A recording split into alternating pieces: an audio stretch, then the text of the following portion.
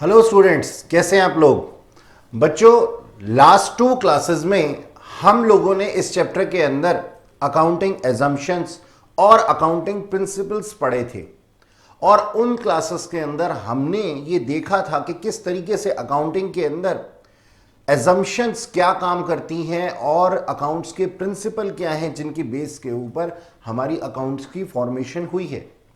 अब इस चैप्टर को आगे बढ़ाते हुए आज की इस क्लास के अंदर हम जानेंगे अकाउंटिंग स्टैंडर्ड्स के हिसाब से क्या होती है अकाउंटिंग, यानी कि अकाउंटिंग स्टैंडर्ड एक्चुअली है क्या, इसके ऑब्जेक्टिव क्या है, क्यों इसकी जरूरत पड़ी। तो चलिए स्टार्ट करते हैं आज की क्लास। लिखिएगा, need of accounting standard, need of accounting standard. देखो बच्चों, हमें अकाउंटिंग स्टैंडर्ड का मतलब पहले जान लेना चाहिए। ऐसा होता है कि हमारी जो भी ऑर्गेनाइजेशन होती है, जिस भी तरीके से हम काम कर रहे होते हैं, चाहे हम सोल प्रोप्राइटरी कंसर्न है, चाहे हम पार्टनरशिप हैं, चाहे हम कंपनी हैं, हमें एक विद इन नॉर्म्स काम करना पड़ता है। अपने प्रॉफिट्स और लॉसेस को और एसेट्स और लाइबिलिटीज को डिस्क्लोज करना पड़ता है eight the end of year. अब ये जो सिस्टमेटिक रिकॉर्ड इन कामों को करने के लिए हम लोग बनाते हैं, उनको हम कहते हैं statement of profit and loss और balance sheet at the end of year. अब इन जो चीजों को हम बनाते हैं, जिसके थ्रू हम प्रेजेंट करते हैं, उनको इस तरीके का होना चाहिए कि ये यूजफुल हो मैनेजमेंट के लिए, इन्वेस्टर्स के लिए, क्रेडिटर्स के लिए और जो भी पार्टीज इसको यूज करना चाहें। हमें इन चीजों को बनाने के लिए, इन स्टेटमेंट्स को बनाने के लिए, ये जो डिस्क्लोजर स्टेटमेंट्स होती हैं, इनको बनाने के लिए कुछ स्टैंडर्ड फॉलो करने पड़ते हैं और उन्हीं को हम कहते हैं क्या, अकाउंटिंग स्टैंडर्ड। अकाउंटिंग स्टैंडर्ड, ठीक है। तो चलिए इसके बारे में थोड़ा सा लिखते हैं। The main M, the main M of accounting is to provide financial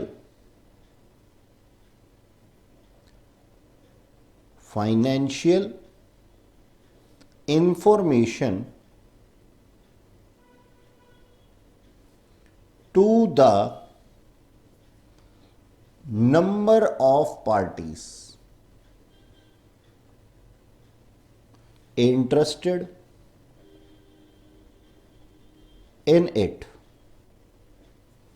Okay, to the number of parties interested in it, such as investors,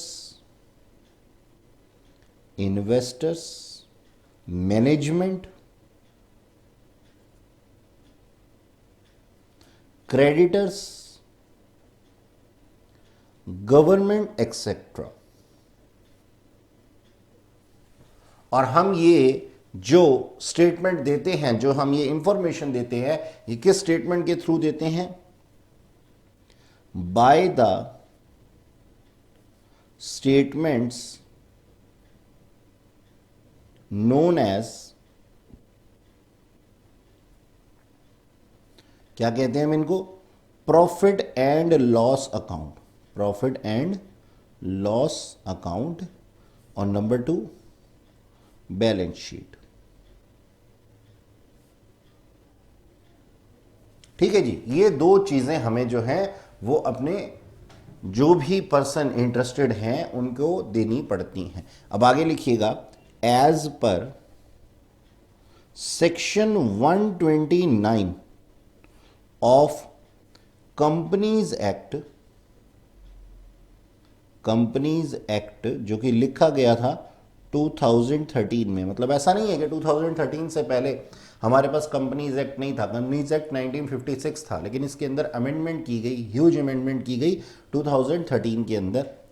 the financial statement, the financial statement should be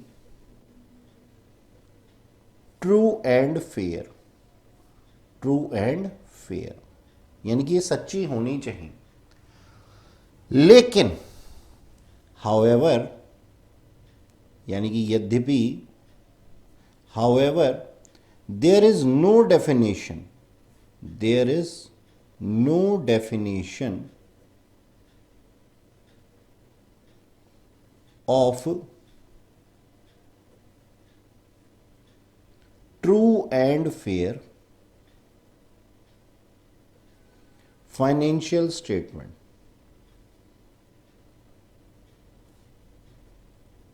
ठीक है जी, यानी कि हमारे पास में कोई definition नहीं है। हम ये कहते तो हैं कि हमारे पास में लिखा हुआ है सेक्शन 129 में कि ट्रू एंड फेयर होनी चाहिए ये इंफॉर्मेशन, लेकिन कोई डेफिनेशन नहीं है। अब इस चीज के लिए कि क्या चीज ट्रू एंड फेयर माना जाएगा, over a period of time लिखिएगा, but over a period of time, period of time, a number of generally accepted, आप इसको लिखिएगा पहले, जनरली accepted accounting principles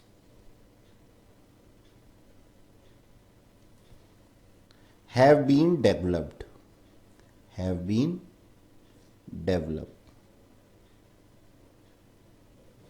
देखो जी, मैंने लिखा क्या है, हमने कहा कि सेक्शन 129 क्या कहता है, ट्रू एंड फेयर होनी चाहिए हमारी ये स्टेटमेंट, लेकिन ये ट्रू एंड फेयर कैसे हो ये हमें मालूम नहीं है। लेकिन over a period of time, लंबे समय के दौरान हम लोगों ने क्या निजात किया, जनरली एक्सेप्टेड अकाउंटिंग प्रिंसिपल, ये होते हैं गैप्स। आप इसके बारे में अपने टीचर से बार बार सुनते हैं, ठीक है जी। इसका मतलब है कि ये जनरली एक्सेप्टेड है। भाई मान लीजिए मैं ये कहता हूं कि कोई चीज है जिसके ऊपर आपकी और मेरी राय जो है वो एक जैसी है, तो ये क्या है, जनरली एक्सेप्टेड है। तो हम क्या कहते हैं यहां पे, ऐसे अकाउंटिंग प्रिंसिपल्स जो कि जनरली एक्सेप्टेड हो, वर्ल्ड वाइड जो है वो इन चीजों को एक्सेप्ट किया जाता है, ऐसे हमने डेवलप किए। और जो डेवलप किए उससे हमने क्या किया, उससे हमने अपने सिस्टमेटिक रिकॉर्ड बनाने शुरू कर दिए। ठीक है जी, इसके बारे में, गैप के बारे में थोड़ा सा और लिखते हैं नेक्स्ट पेज पे। हाँ जी, ये लिखिएगा, gap also, GAAP, gap also allow a large number of alternative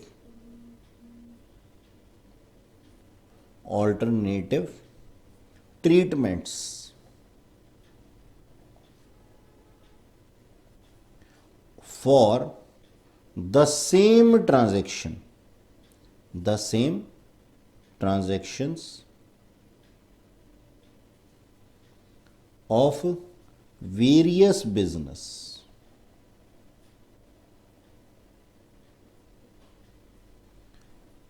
ठीक है जी, यानी कि गैप क्या करता है। अब गैप के बारे में हमने देखा कि ये generally accepted accounting standards, accounting principles हैं। तो ये जो जनरली एक्सेप्टेड अकाउंटिंग प्रिंसिपल हैं, इनके अंदर बहुत से ऑल्टरनेटिव दिए हुए हैं बच्चों, बहुत सारे ऑल्टरनेटिव्स दिए हुए हैं एक ही ट्रांजैक्शंस को अलग अलग रिकॉर्ड करने के लिए। ठीक है जी, तो अब क्या करते हैं, हम ये चेक करते हैं कि हमारे को कौन से अकाउंटिंग प्रिंसिपल जो हैं या फिर कौन से ऑल्टरनेट से काम करना है और किस तरीके से हमने अपनी ट्रांजैक्शंस रिकॉर्ड करनी है, और ये जो ट्रांजैक्शंस हैं वो सिस्टमेटिक रिकॉर्डिंग इनकी की जाती है। ठीक है जी, अच्छा, एज अ रिजल्ट, अब आगे लिखिए, as a result the financial statement become inconsistent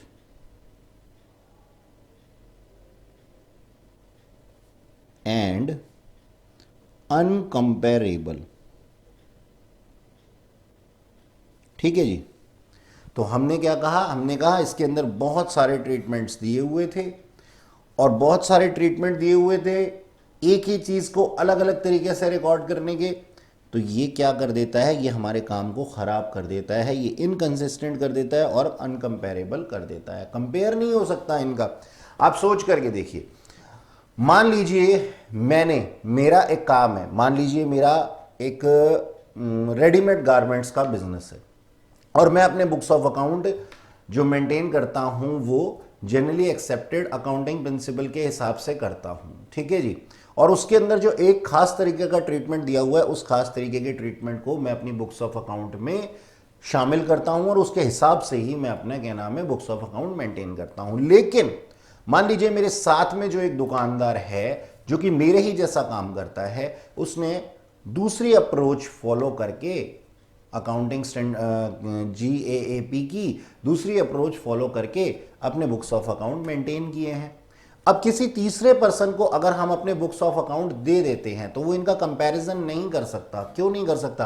comparison हमेशा उन चीज़ों का होता है बच्चों, उन्हीं चीज़ों का होता है जो कि सेम सेम दिखती हो। जब कोई चीज़ सेम सेम नहीं दिखेगी तो कंपैरिजन कैसे हो सकता है? ठीक है जी। तो हम क्या कहते हैं, इसके लिए हमारे को रिक्वायरमेंट पड़ी किसकी? अकाउंटिंग स्टैंडर्ड की। Therefore we required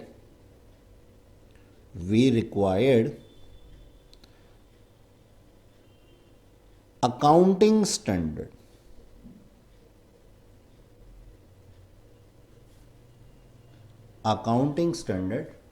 to overcome the above problem. ठीक है जी। तो यहां पे आपके पास में एक क्वेश्चन अगर आ जाता है कि पूछा जाता है आपसे कि नीड ऑफ अकाउंटिंग स्टैंडर्ड क्या है, तो आप इसको अच्छे से एलेबोरेट कर सकते हैं। ठीक है जी। अच्छा, अब इसके बाद हम लोग लिखेंगे अकाउंटिंग स्टैंडर्ड के बारे में। अकाउंटिंग स्टैंडर्ड कहाँ से आया, किस तरीके से आया, ये हमें सब चीज़ें जो हैं वो लिखनी है। ठीक है जी। इंटरनेशनल, अब आप आगे लिखिएगा इसके बारे में, अगले हैं ये, आगे का टॉपिक है international accounting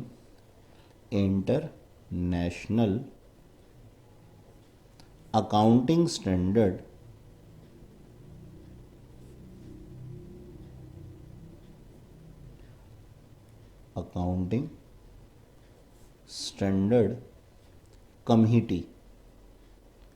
committee came into existence on कब? 29 जून 1973 में। ठीक है जी। ये कमेटी थी जिसने कि अकाउंटिंग स्टैंडर्ड को जो है डेवलप किया। ठीक है। International accounting standard committee came into existence. तो आपसे अगर वो वन वर्ड में इसकी डेट पूछ ले, वन मार्कर में, तो आप इसका जवाब दे सकते हैं to develop accounting standard.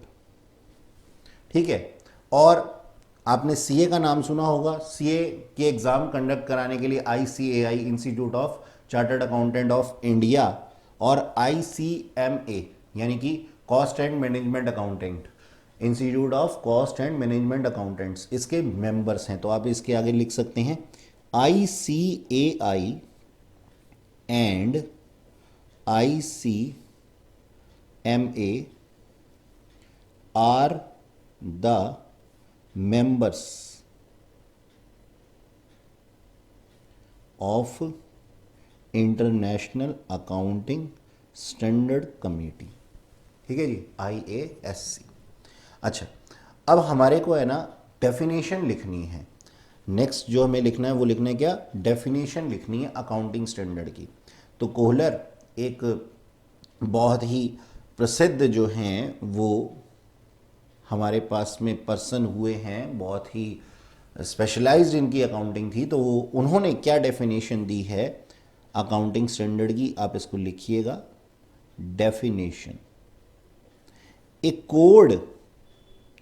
Code of conduct जिसके के अंदर हम काम करते हैं, कंडक्ट imposed on accountant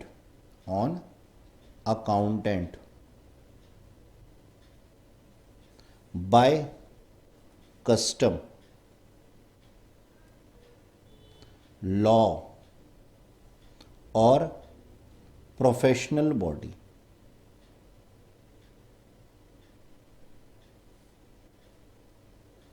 ठीक है जी।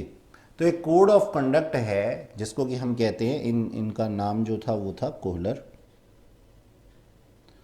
ये कोहलर ने कहा है। तो हम क्या कहते हैं कि अकाउंटिंग स्टैंडर्ड क्या है, एक कोड ऑफ कंडक्ट है जिसके अंदर कि अकाउंटेंट जो है काम करते हैं, यानी कि अकाउंटेंट अपने हिसाब से बुक्स ऑफ अकाउंट को नहीं बना सकते, उनको जो है एक प्रॉपर कोड ऑफ कंडक्ट जो है वो मेंटेन करना पड़ेगा और उसके अकॉर्डिंगली ही हमें काम करना पड़ेगा, ऐसा क्या कहते हैं, कोहलर कहते हैं। अच्छा जी, अब नेक्स्ट जो है हमारे पास में, आपसे कभी कभी थ्योरी पॉइंट ऑफ व्यू से पूछ लिया जाता है नेचर ऑफ अकाउंटिंग स्टैंडर्ड। तो आप जैसा मैं लिखूंगा पहले आप उसको साथ साथ लिखेंगे और हम साथ के साथ ही इस चीज़ को समझेंगे। तो आप अगली अपनी हेडिंग लीजिएगा, नेचर ऑफ अकाउंटिंग स्टैंडर्ड। मैं इसको पहले लिखूंगा एक पूरे पॉइंट को, फिर आपको समझाऊंगा, आप मेरे साथ साथ इसको लिखिए।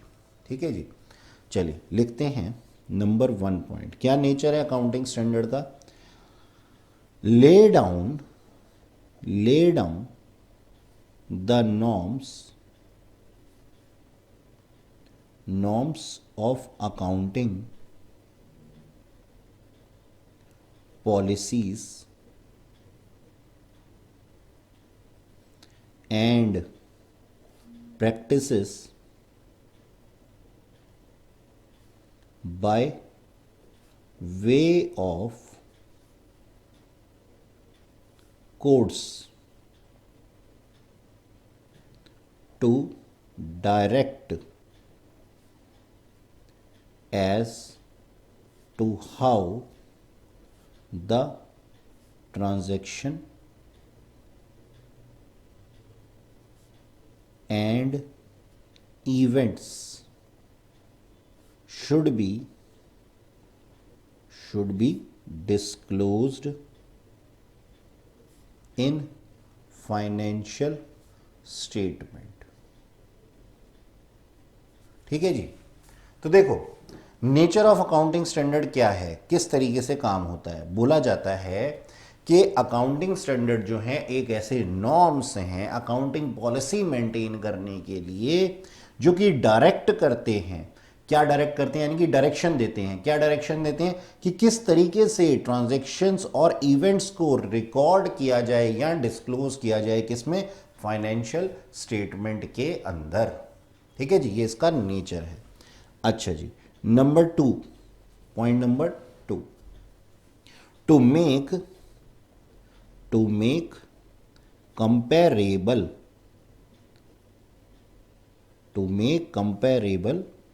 Financial statement of different businesses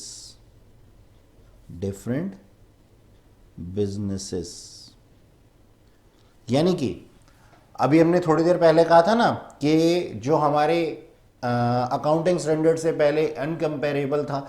तो अकाउंटिंग स्टैंडर्ड का मोटिव और नेचर यही है कि दो स्टेटमेंट्स को हम कंपेयर कर सकें, दो फाइनेंशियल स्टेटमेंट को हम आपस में कंपेयर कर सकें कि which one is best, which one situation is best. अच्छा जी, थर्ड पॉइंट लिखिएगा, अकाउंटिंग स्टैंडर्ड, मैं इसको एएस लिखूंगा। ठीक है, ये एज नहीं है, ये एएस है। अकाउंटिंग स्टैंडर्ड प्रिस्क्राइब ए preferred accounting treatment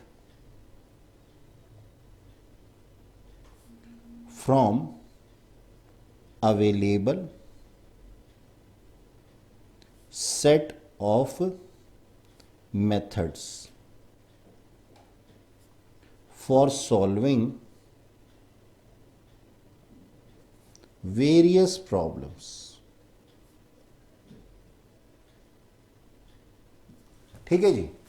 यानी कि अकाउंटिंग स्टैंडर्ड क्या है हमारे पास, अभी मैंने आप लोगों को बताया कि गैप्स के अंदर, जनरली एक्सेप्टेड अकाउंटिंग प्रिंसिपल्स के अंदर बहुत सारे ट्रीटमेंट्स दिए हुए थे।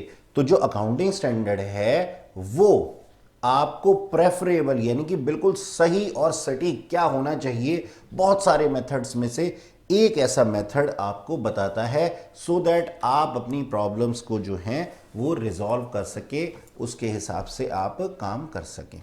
ठीक है जी। अच्छा, फोर्थ पॉइंट आप लिखिएगा, एएस प्रोवाइड्स। अब एएस अकाउंटिंग स्टैंडर्ड का काम क्या है? अकाउंटिंग स्टैंडर्ड का काम है इंफॉर्मेशन प्रोवाइड करना वेरियस यूजर्स को। तो आप इसको इसके नेचर में लिख सकते हैं, अकाउंटिंग स्टैंडर्ड प्रोवाइड्स इंफॉर्मेशन। आप इंफॉर्मेशन की जगह ना ट्रू एंड फेयर इंफॉर्मेशन भी लिख सकते हैं। तो आप, मैं इसको ठीक कर देता हूं, ट्रू एंड फेयर भी आप इसको लिख लीजिए, true and fair information to the users. ठीक है जी। अच्छा, fifth point, they limit the area of accountant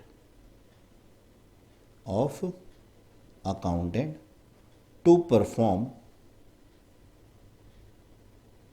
there duties. ठीक है जी। However they are flexible.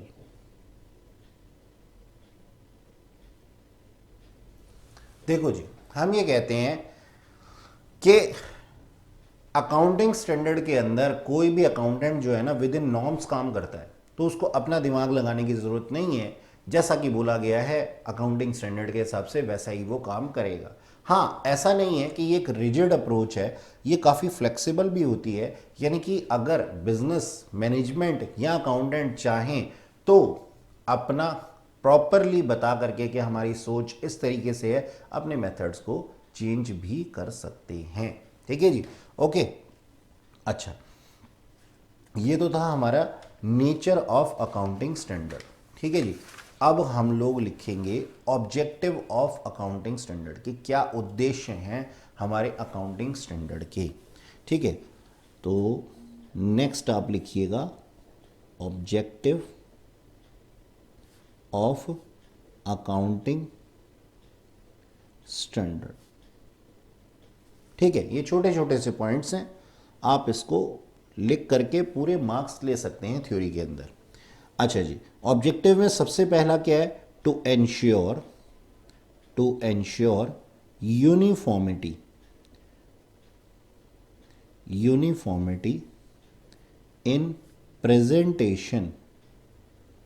In presentation of financial statement. ठीक है जी, ये इसका सबसे पहला ऑब्जेक्टिव है कि हमने जो भी हमने बनाई है फाइनेंशियल स्टेटमेंट, उसके अंदर एक यूनिफॉर्मिटी होनी चाहिए। यूनिफॉर्मिटी होने का मतलब क्या है कि भाई सारे एक जैसे ही दिखें। ठीक है जी। अच्छा, to provide information to users about the policies adopted in preparation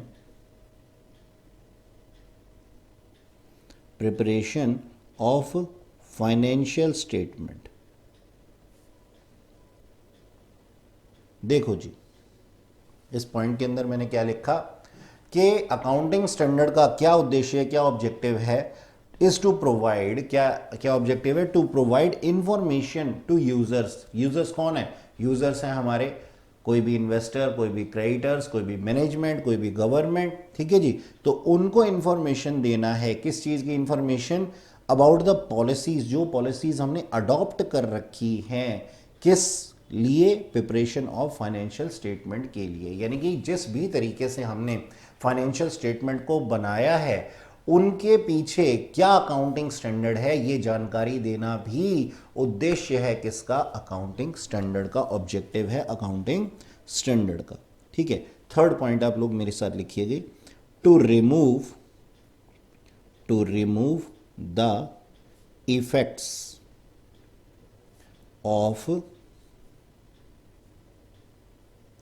diverse accounting policies.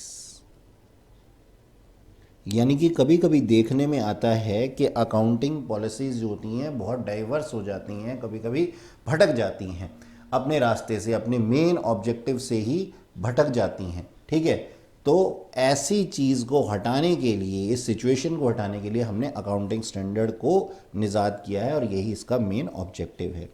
Next लिखिएगा, टू एंश्योर कंसिस्टेंसी,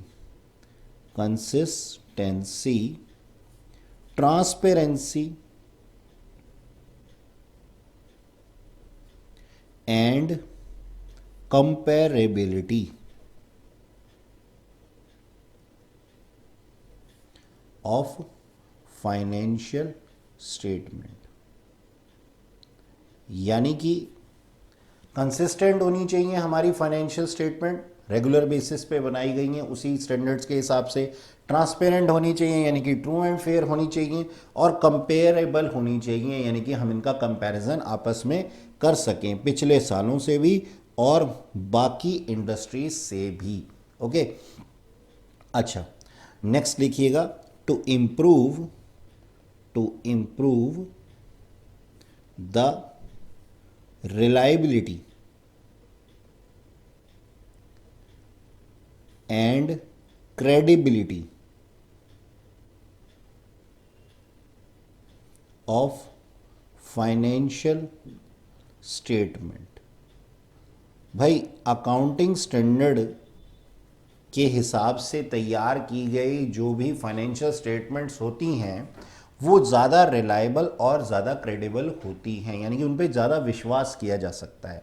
तो इस चीज़ को बढ़ाना, फाइनेंशियल स्टेटमेंट सच्ची है और फाइनेंशियल स्टेटमेंट अच्छी है और रिलायबल है, इस चीज़ को बढ़ाने के लिए ही, क्योंकि देखिए जितने भी इन्वेस्टर्स होते हैं, फॉरेन इन्वेस्टर हुए या फिर हमारे कंट्री के इन्वेस्टर हुए या फिर क्रेडिटर्स होते हैं जो कि हमें लोन्स एंड एडवांसेस देते हैं किसी भी तरीके से, वो किस तरीके से देते हैं, कब देते हैं, जब वो हमारी फाइनेंशियल स्टेटमेंट्स को देख लेते हैं। तो फाइनेंशियल स्टेटमेंट अगर उनको पता लगता है या उनको विश्वास होता है कि भाई फाइनेंशियल स्टेटमेंट जिन अकाउंटिंग स्टैंडर्ड्स के ऊपर बेस्ड हैं वो अकाउंटिंग स्टैंडर्ड बिल्कुल सटीक हैं, तो इससे बनाई गई जो भी फाइनेंशियल स्टेटमेंट होती हैं उनके ऊपर वो विश्वास कर सकते हैं। अब देखिए मैंने इस क्वेश्चन के आंसर में 5 पॉइंट अभी तक मैं लिख चुका हूँ और छठा लिखने वाला हूँ। अब मैंने इनको एक एक लाइन के अंदर लिखा है लेकिन सबके अंदर डिफरेंट पॉइंट है। जब आपके डिफरेंट पॉइंट होते हैं, अलग अलग अप्रोच होती है किसी भी चीज़ के ऑब्जेक्टिव के अंदर, एडवांटेज के अंदर या डिसएडवांटेज के अंदर, तो आपको मार्क्स मिलते हैं। ठीक है, लेकिन अगर आप सेम पॉइंट के ऊपर बार बार चीज़ें लिखते रहते हैं तो टीचर्स को समझ में आ जाता है कि आपके पास में मैटर नहीं है और आप ज़बरदस्ती लिखना चाहते हैं मार्क्स ग्रैब करने के लिए। तो ऐसी चीज़ों से, ऐसी मैल प्रैक्टिसिंग से आप लोग बचिए। नेक्स्ट लिखिएगा, टू हेल्प ऑडिटर। अब ये ऑडिटर्स क्या होते हैं? जनरली हमारे पास में चार्टर्ड अकाउंटेंट्स होते हैं। जैसे मान लीजिए मैं एक चार्टर्ड अकाउंटेंट हूँ और मैं कंपनी के अंदर ऑडिट करता हूँ। ऑडिट करने का मतलब क्या होता है भाई? ऑडिट करने का मतलब ये होता है जैसे आप बच्चे लोग अपनी कॉपीज मेंटेन करते हैं, ऐसे ही बुक्स ऑफ अकाउंट मेंटेन किए जाते हैं अकाउंटेंट के द्वारा, और आपके टीचर क्या करते हैं? उन कॉपीज को चेक करते हैं। तो चार्टर्ड अकाउंटेंट क्या करता है? चार्टर्ड अकाउंटेंट अलग अलग ऑर्गेनाइजेशंस के अंदर, ये रूल्स के अंदर आता है, ये कहा गया है हमारी इंडियन रूल्स के हिसाब से जो भी पर्सन्स हैं जो अपना की बिजनेस चला रही हैं, उनकी टर्नओवर यानी कि उनकी सेल्स अगर एक लिमिट से ऊपर चली जाती है तो उनको अपने बुक्स ऑफ अकाउंट चेक करवाने पड़ते हैं ऑडिटर से, चार्टर्ड अकाउंटेंट से। और चार्टर्ड अकाउंटेंट को वेल मेंटेन फाइनेंशियल स्टेटमेंट्स अगर मिल जाती हैं तो उसकी हेल्प हो जाती है। तो यही इसका एक ऑब्जेक्टिव है, यानी कि अकाउंटिंग स्टैंडर्ड का एक ऑब्जेक्टिव ये भी है कि हम चार्टर्ड अकाउंटेंट या फिर ऑडिटर्स को हेल्प कर सके जो कि इंटरनल चेकिंग के उन पे आएंगे। ठीक है जी। अच्छा, अब ये तो थे हमारे पास में ऑब्जेक्टिव्स। अब ऑब्जेक्टिव के बाद है हमारे पास में कुछ लिमिटेशंस। मतलब कभी कभी ऐसा देखा जाता है कि हालांकि लिमिटेशंस नहीं होती हैं अकाउंटिंग स्टैंडर्ड के अंदर, अकाउंटिंग स्टैंडर्ड तो अच्छे के लिए ही बने हैं, लेकिन क्योंकि आपसे क्वेश्चन पुटअप किए जाते हैं तो हम कुछ लिमिटेशंस भी लिखेंगे। तो आप लिखिएगा limitations of accounting standard, limitations of accounting standard. ठीक है। नंबर 1, सबसे पहला, it restricts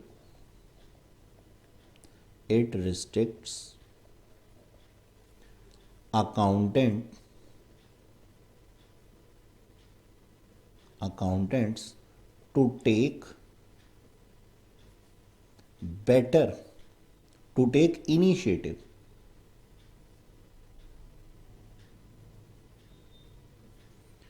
initiative for better presentation। अगर कभी कोई लाइन लिखते हुए, जैसे अभी मैं यहां पे लिखना चाहता था इट रिस्ट्रिक्ट अकाउंटेंट, ठीक है जी, फॉर टेकिंग इनिशिएटिव, ठीक है जी, तो मैंने इसकी जगह ये लिख दिया it restrict accountant to take initiative for better presentation. यानी कि अगर आपको लगता है कभी कि लिखने से पहले आप सोच लें उस चीज़ को अच्छे तरीके से, और अगर बेटर आप किसी तरीके से अपना वर्ड बना सकते हैं, सेंटेंस बना सकते हैं, तो ये ठीक है। ठीक है, तो मैंने यहाँ क्या लिखा, it restrict accountant to take initiative for better presentation and disclosure. देखिए, अब इस चीज़ को मैं एलेबरेट करता हूँ। होता क्या है, मान लीजिए कि कोई अकाउंटेंट है, ऐसा मान लेते हैं हम, ठीक है, कोई अकाउंटेंट है जो कि बहुत ही सालों से अकाउंटिंग प्रैक्टिस कर रहा है और उसके पास में कुछ बेटर प्रेजेंटेशन के तरीके हैं, अकाउंटिंग स्टैंडर्ड से भी अच्छे। तो ऐसा अकाउंटेंट रुक जाता है, रिस्ट्रिक्ट हो जाता है। किस वजह से? क्योंकि उसको बेटर प्रेजेंटेशन करने की अथॉरिटी नहीं है अकाउंटिंग स्टैंडर्ड के हिसाब से। लेकिन ऐसा कोई लाखों में, करोड़ों में कोई एक बार होता है, क्योंकि अकाउंटिंग स्टैंडर्ड जो बनाए गए हैं वो मास्टर्स के थ्रू बनाए गए हैं, यानी कि over a period of time बनाए गए हैं। तो और टाइम टू टाइम इसके अंदर चेंजेस भी किए जाते हैं। तो हम यहाँ पे लिमिटेशन के अंदर लिखते हैं कि अकाउंटिंग स्टैंडर्ड रिस्ट्रिक्ट कर देता है हमारे अकाउंटेंट को इनिशिएटिव लेने से, अगर उसके पास में, अकाउंटेंट के पास में बेटर प्रेजेंटेशन या डिस्क्लोजर के कोई और मेथड भी हैं। ठीक है जी। नंबर 2, रिजिड इन नेचर, यानी कि अकाउंटिंग स्टैंडर्ड जो होते हैं वो काफ़ी रिजिड होते हैं, यानी कि अकाउंटिंग स्टैंडर्ड ने जैसा कह दिया वैसा कह दिया। अभी थोड़ी देर पहले हमने देखा था कि भैया फ्लेक्सिबिलिटी इसके अंदर होती है, लेकिन इतनी ज़्यादा लिमिटेशन के अंदर हम फ्लेक्सिबिलिटी की बात नहीं लिख सकते, क्योंकि फ्लेक्सिबिलिटी जो है वो क्या है, वो एक अच्छी बात है, एक एडवांटेज है। तो लिमिटेशन के अंदर क्या लिखेंगे हम, रिजिड होते हैं नेचर के अंदर। ठीक है, और बेस्ड ऑन हिस्टोरिकल कॉस्ट। देखिए, अकाउंटिंग स्टैंडर्ड जो होते हैं ना, जैसे मान लीजिए आपने क्या किया, कोई प्लांट एंड मशीनरी परचेज की करीब 10 साल पहले, और उसको आपने परचेज किया था 10 लाख रुपए का। तो सोचने वाली बात है, क्या 10 सालों बाद भी वो 10 लाख रुपए की ही रहेगी? नहीं, उसकी वैल्यू चेंज हो जाएगी। लेकिन जो अकाउंटिंग स्टैंडर्ड वो क्या कहता है, वो कहता है कि ना आप इसको 10 लाख पे ही शो करो। ठीक है, तो ये हिस्टोरिकल कॉस्ट के ऊपर कभी कभी बेस्ड होते हैं, तो ये इसकी एक लिमिटेशन है। ठीक है। अच्छा, obstruct the judgement of auditor. हालांकि हमने अभी लिखा था कि ऑडिटर की हेल्प करता है, लेकिन कभी कभी क्या होता है कि ये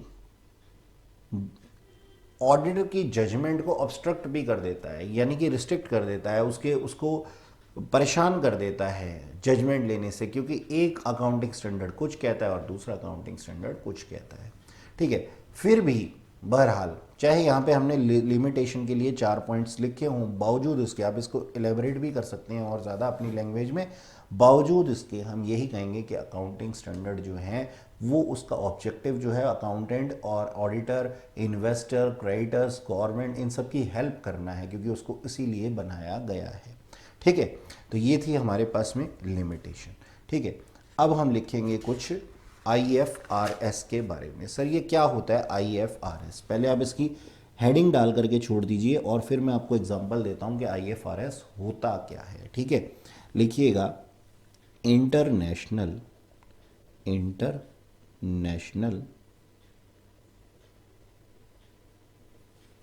फाइनेंशियल रिपोर्टिंग स्टैंडर्ड। सर ये भी कुछ अकाउंटिंग स्टैंडर्ड की तरह ही होता है क्या? आइए देखते हैं होता क्या। एग्जाम्पल लेते हैं पहले एक, कि ये होता क्या है, इसके बारे में हम जान लें कि IFRS है क्या। आपको थ्योरी पॉइंट ऑफ व्यू से ये क्वेश्चन पुटअप कर लिया जाता है। मान लीजिए एक मिस्टर एक्स का बिजनेस है, तो मैं यहाँ लिखता हूँ बिजनेस ऑफ मिस्टर ए लिख देते हैं एक्स की जगह पे। मिस्टर ए का एक बिजनेस है, ठीक है, और एक मिस्टर बी है, और ये फॉरेन इन्वेस्टर है,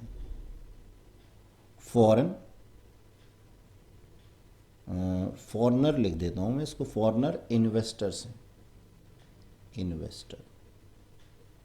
ठीक है, बाहर से वो क्या करते हैं, कुछ इन्वेस्टमेंट करते हैं मिस्टर ए के बिजनेस में, और एक मिस्टर सी हैं, ठीक है, ये भी इन्वेस्टमेंट करते हैं, लेकिन ये इंडियन है। ठीक है, ये इंडियन है और मिस्टर ए का बिजनेस भी इंडिया में ही था।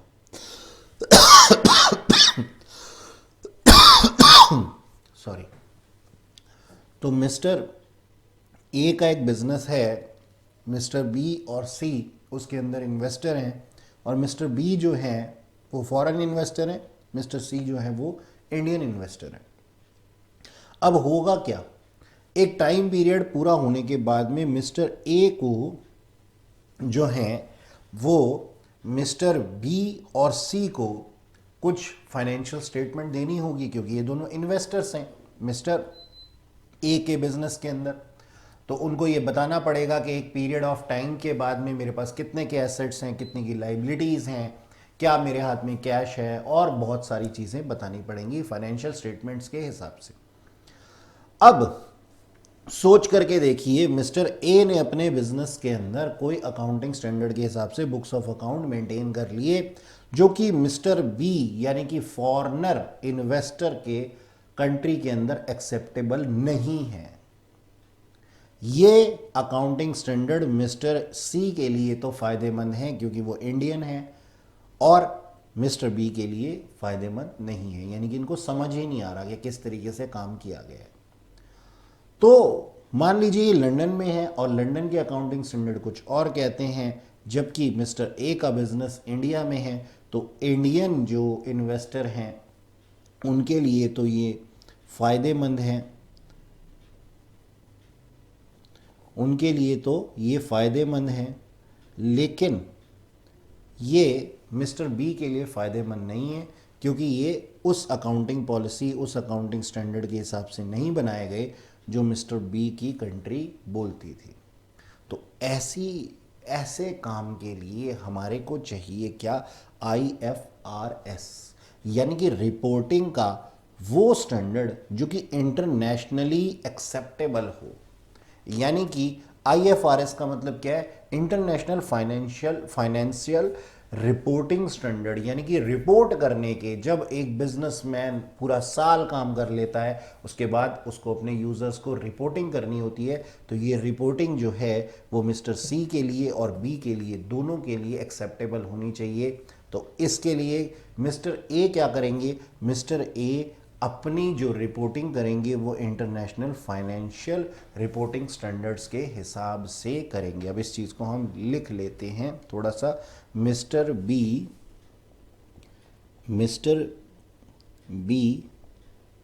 Required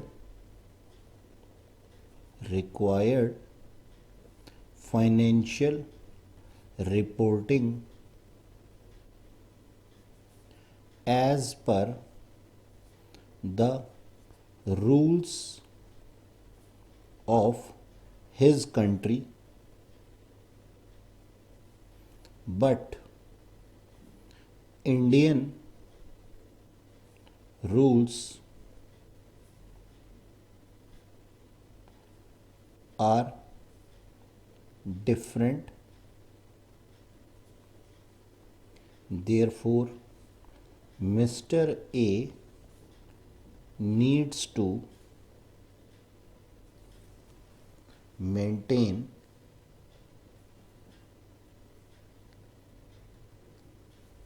his reporting as per IFRS। ठीक है जी। अच्छा, अब ये तो था मतलब कि भाई IFRS क्यों बनाए जाते हैं। हम फटाफट से लिखते हैं इसके नीड और बेनिफिट्स क्या हैं। ठीक है जी, IFRS की नीड और बेनिफिट्स क्या हैं। ठीक है, तो नेक्स्ट हमारा जो टॉपिक है, अगर आपसे क्वेश्चन बोल दिया जाता है नीड या फिर बेनिफिट्स, आप इसको लिख सकते हैं। तो पहला पॉइंट है हमारे पास में easy access to global capital market. ठीक है जी, यानी कि अभी जो मैंने एग्जांपल दिया था उसी के हिसाब से है ये कि हम इजी एक्सेस कर सकते हैं, यानी कि दुनिया में कहीं से भी हम अकाउंटिंग स्टैंडर्ड्स को, इन अकाउंटिंग स्टैंडर्ड्स को IFRS के हिसाब से जो है वो एडमिट कर सकते हैं और एक्सेस कर सकते हैं, यानी कि हम मान सकते हैं कि ये हमारी कंट्री के रूल्स के अकॉर्डिंगली ही काम हो रहा है, चाहे हम किसी भी कंपनी, किसी भी कंट्री के इन्वेस्टर क्यों ना हो। Easy to make comparison. ठीक है जी, यानी कि सोच करके देखो कि एक इन्वेस्टर है और वो इन्वेस्टर ये जानना चाहता है, मान लीजिए मैं एक लंदन का इन्वेस्टर हूं, ठीक है, और लंदन का इन्वेस्टर इन्वेस्ट करना चाहता है या तो लंदन में या तो इंडिया में। अगर उसको कंपैरिजन करना है कि कौन सा बिजनेस उसके लिए अच्छा है, फाइनेंशियली वाइबल है, तो उन दोनों बिजनेसेस की रिपोर्ट एक ही मेथड के हिसाब से बनी होनी चाहिए। अब एक ही हिसाब से अगर रिपोर्ट बनेगी तो वो होंगे क्या, IFRS, यानी कि लंदन के अंदर लंदन का बिजनेस भी जो है वो IFRS के हिसाब से बना रहा है और इंडियन बिजनेस भी IFRS के हिसाब से बना रहा है। तो जो इन्वेस्टर है वो इन्वेस्टर इन दोनों चीज़ों का कंपैरिजन बहुत अच्छे से कर सकता है कि फाइनेंशियली वायबल उसके लिए कौन सा बिजनेस है, कौन सा बिजनेस के साथ में उसका जाना सही रहेगा। ठीक है जी, यूनिफॉर्मिटी इन फाइनेंशियल रिपोर्टिंग।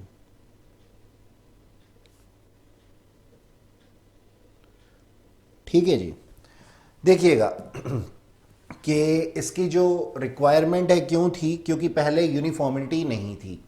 पहले बुक्स ऑफ अकाउंट अलग अलग कंट्रीज़ में अलग अलग सिस्टम्स के हिसाब से बनाए जाते थे, लेकिन IFRS के आने से हमारे पास में एक जैसे ही जो है बुक्स ऑफ अकाउंट बनाए जाते हैं। तो इससे यूनिफॉर्मिटी यानी कि एक ही तरीके से हमारा जो है बनाना जो है वो चालू हो गया, शुरू हो गया, और हम इसको एक यूनिफॉर्म वे में ट्रांसपेरेंसी के साथ में जज भी कर सकते हैं इनके द्वारा बनाई गई जो भी हमारी रिपोर्टिंग होती है उनको।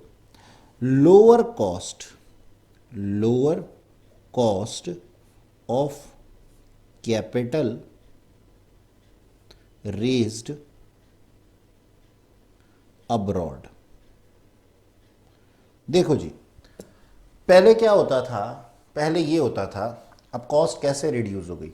मान लीजिए मैं एक बिजनेसमैन हूं इंडिया का, और मुझे अपने इंडियन इन्वेस्टर्स को रिपोर्टिंग देनी है और फॉरेन इन्वेस्टर्स को भी रिपोर्टिंग देनी है अपने बिजनेस की। तो मैं क्या करता था, दो तरीके से बुक्स ऑफ अकाउंट मेंटेन करता था, या फिर दो तरीके से रिपोर्टिंग करता था। इंडियन वालों को कुछ और देता था और फॉरेन वालों को कुछ और देता था। इससे मेरी कॉस्ट है ना बहुत ज़्यादा बढ़ जाती थी। लेकिन IFRS के आने के बाद में मेरी ये कॉस्ट रिड्यूस हो गई, क्योंकि वही रिपोर्ट मैं अपने इंडियन इन्वेस्टर्स को भी दे सकता हूं और वही रिपोर्ट मैं अपने फॉरेन इन्वेस्टर्स को भी दे सकता हूं। नेक्स्ट पॉइंट आप लिखिएगा, true and fair valuation of assets. देखिएगा, IFRS के हिसाब से हम जो भी अपना क्या नाम है बुक्स ऑफ अकाउंट के अंदर अपने एसेट्स को रिकॉर्ड करते हैं ना, वो हम रिकॉर्डिंग करते हैं ट्रू वैल्यू के ऊपर। यानी कि पहले क्या होता था, पहले होता ये था कि जो वैल्यूएशन की जाती थी वो वैल्यूएशन की जाती थी हिस्टोरिकल कॉस्ट के ऊपर। ये मैंने भी आपको थोड़ी देर पहले बताया था कि हिस्टोरिकल कॉस्ट के ऊपर हम लोग जो थे वो इसकी रिपोर्टिंग करते थे, और उन्हीं के हिसाब से हम अपनी हिस्टोरिकल कॉस्ट के हिसाब से जो है हम इसको बनाते थे अपने बुक्स ऑफ अकाउंट को। जैसा कि मैंने अभी आपको प्लांट एंड मशीनरी का एग्जाम्पल भी थोड़ी देर पहले दिया था। लेकिन हुआ क्या कि जैसे ही IFRS आया, उसके आने के बाद में हमारी जो वैल्यूएशन की गई हमारे एसेट्स की, वो फेयर वैल्यू पे की जाने लगी। ठीक है जी। तो इसके बाद में हम क्या करने लगे, डेप्रीसिएशन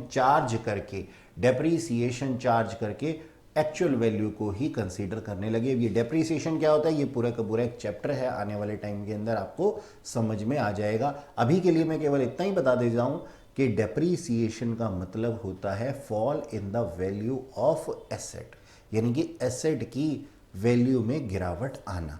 ठीक है जी। नेक्स्ट पॉइंट आप लिखिएगा, difficult to commit fraud and manipulation in accounts।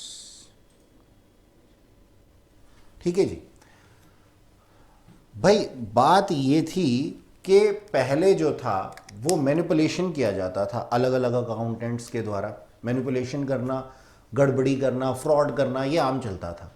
लेकिन IFRS के आने के बाद में इन गड़बड़ियों के ऊपर लगाम लगी है। तो ये जो है IFRS हमारे सबके लिए बहुत बेनिफिशियल है। ये आपके सारे के सारे पॉइंट्स हैं, 6 के 6 पॉइंट्स। आप इसको फर्दर और एलेबोरेट कर सकते हैं अपनी भाषा में, बिना किसी कंटेंट को खराब किए हुए। तो बच्चों, आज के लिए इतना ही। आने वाली क्लासेस में आपसे फिर मुलाकात होगी। Till then keep learning. Bye bye.